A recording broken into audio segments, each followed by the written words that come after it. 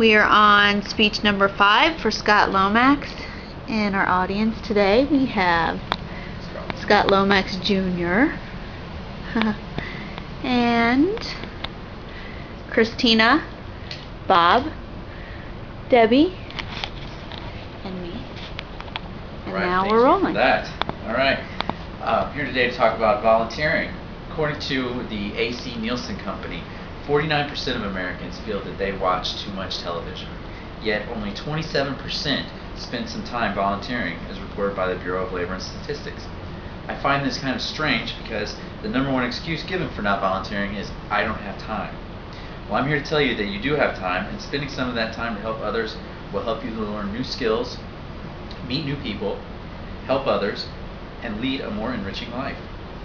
Volunteers help others or advocate a cause without money for their time or service. You can help improve the community you live, spread goodwill and build trust, or through teaching and mentoring. You can also assist outside of the community with emergency rescue, natural disasters, or environmental cleanup. If you notice, I did say that volunteers don't receive money, but you will receive payment as a volunteer in the form of meeting new people, obtaining job contacts, and new skills learned.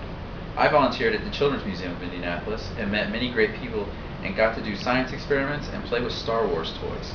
I'm a big Star Wars fan, so that was a lot of fun to me.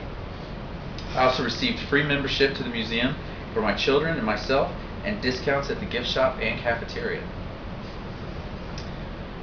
So you want to volunteer? Well, I am here to tell you there are many ways to volunteer. The most common method is finding a volunteer group is through a church or other religious affiliation. However, nonprofit groups like Habitat for Humanity, Big Brothers and Sisters, the United Way, or Salvation Army are always looking for interested volunteers. Another great idea is simply calling a company and asking if you could volunteer your services.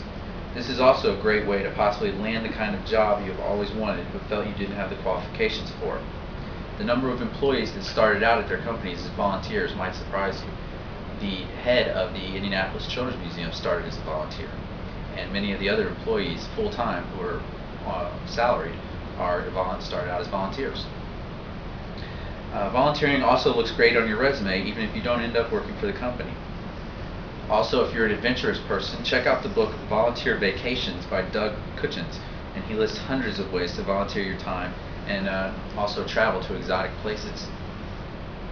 I can speak from experience by saying that volunteering is a fun, rewarding, and educational experience.